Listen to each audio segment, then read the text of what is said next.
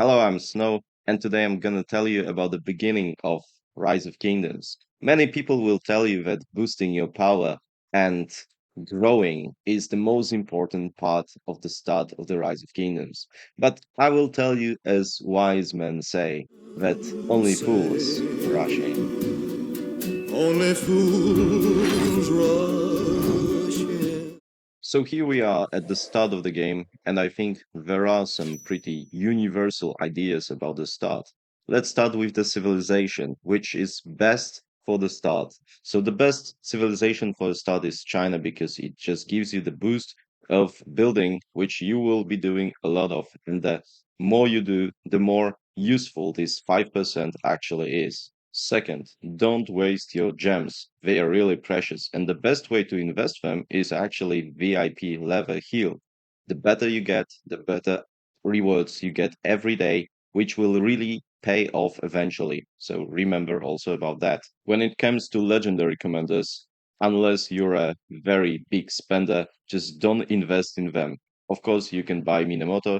If you invest a lot of money, then you can do some of them, but in general, it's better to just skip and wait for KVK 3. Be ready for the Lohar event. It would be very important to max him out.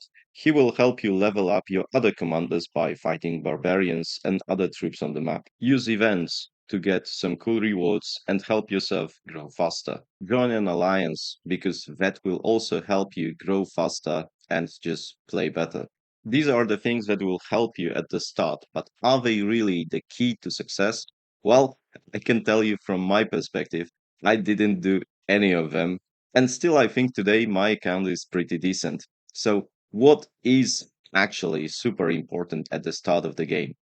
Well, for me, I would say it's three things. First one is having your own plan, your own agenda. Second is staying open minded. And the last one, but maybe the most important one, is just simple patience. The first one is having your own plan. Your own plans means that you will do what you want to do. So plan what you want to do and when you want to do and how you want to do it. Okay. And just plan it for yourself. Think how much time you have, how much time you can spend on the game, and who do you actually want to be in your kingdom, in your alliance, what you are going to do, and then just stick with it. Don't worry about the others. Don't rush things up. Don't change because others suggested you to do it. Of course, you may adjust your plans, you may a little change, but never do it just because somebody else is doing so. Constantly changing your plan will be very costly and might be very depressing. So, even if your plan is bad, sometimes it's better because you will learn on your own mistakes, but it will be your mistakes, no other people's mistakes, and you will see what you did wrong, what you did right. Of course, it's best if your plan is great and you just stick with it and you get great results. But even if you don't get great results, it still can be good because it will be a lesson for you for the future. Of course, it's good to listen to advice and what other people have to say, but remember to always also think for yourself. The second thing I was thinking about is staying open minded. And what I mean by that is don't just get too attached to things at the beginning of the game, especially things like your first alliance, your kingdom, because they really come and go pretty fast. The early alliances are much like teenagers' relationships. They come to being and fall apart quite fast, and well, usually with a big drama.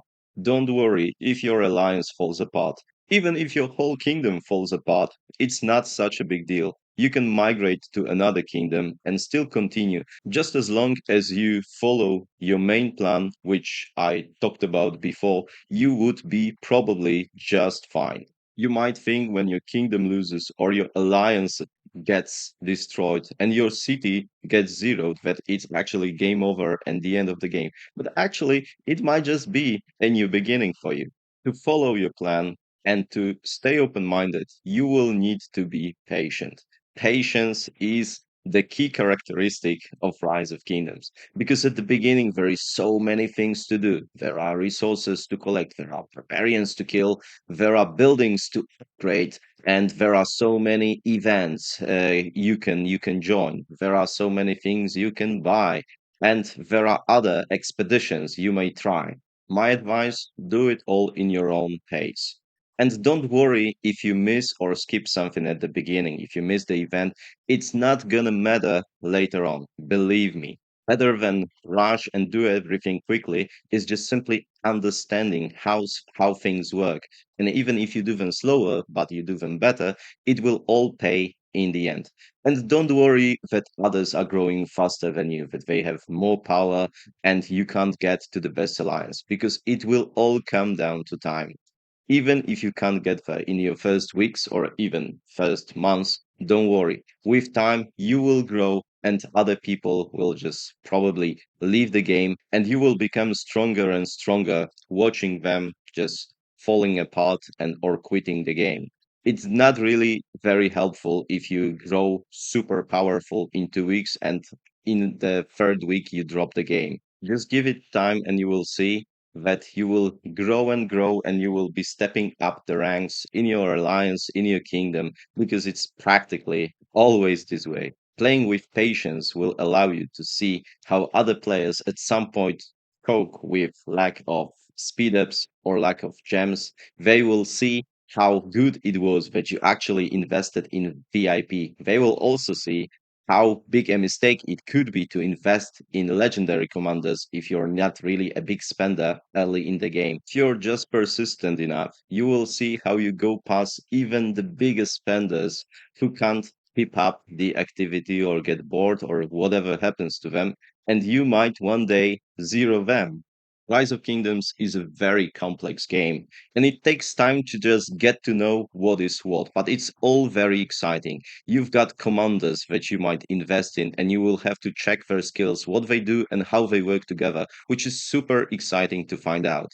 Later on, you also get the equipment and materials to forge them, which will also be exciting to see what goes with what and what you should use with which commander. There are many events that you might join and actually really like, and some of them you will join with your teammates, like Ark of Osiris, which is actually super exciting and cool to play. There are some rules within most alliances and most kingdoms, and it's also nice to see why they are like this and how the kingdoms actually work in Rise of Kingdoms. Why do we do certain things and how they are done? You might also grow up to be a leader one day yourself. And then you will learn about the best thing about this game, which is war. And by war, I just don't say that we just send troops to kill one another. I mean everything. You will learn about the territory, so how to place flags and forts and what are the best ways to place them. You will learn how war actually works because it's not that easy as you might initially think. There is a lot of things to think about, and they are also very, very cool. Even how the society works and how to manage people and how to work with people is all very important in this game. Learning all that is not fast and it's not an easy process, but I can tell you it's all very exciting. And even after playing as many days as you can see here, I still find new things and things I didn't know about this game. And there are new updates and there are new challenges, which is all very cool. So please remember, have a plan, stay open minded, and please be patient. Because remember, Rise of Kingdoms is not a race, it's a marathon.